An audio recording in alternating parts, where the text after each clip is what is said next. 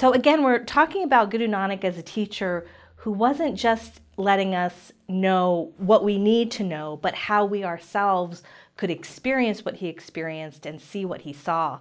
And these lines from the fourth Pauri of Japji Amrit Vela Sachana Variai Vichar Karmi Ave Kapara Nadari Mok Duar help us understand the journey that we need to take to understand and see what the Guru saw. There's a very old idea of reincarnation, which is that the awareness, the consciousness, keeps coming into different forms in different lifetimes and has different experiences and learns and grows in that journey. You can look at it from a traditional perspective about past lives. You can also just look at it from a heritage perspective, which is that you exist today because all of your ancestors survived for thousands of years. So you have a unique combination of DNA that comes from the past, whether it's your personal past in a more religious thought or sociological past from a more genetic perspective. But the concept points to the same issue, that there's a past that has had to unfold for you to ave kapara. Ave means to, the kapara is the robe or the cloth.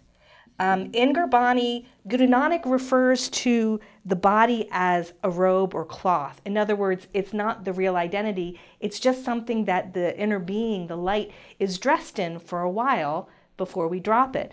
But that there's something very important about having this experience of a human robe as opposed to a tree or a fish or a flower or a bird. And what's important is this notion of nadari.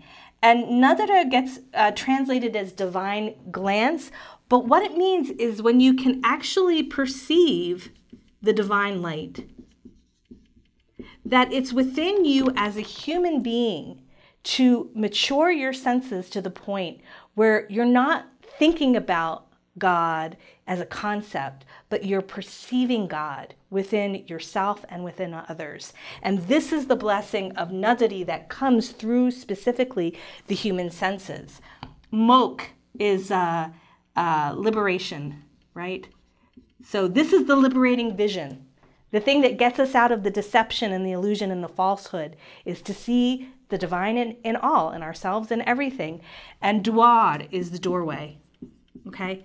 So what we're saying is that because of the past, you have a human form that gives you a doorway to seeing the divine light in yourself and everything, and that's what leads to your liberation.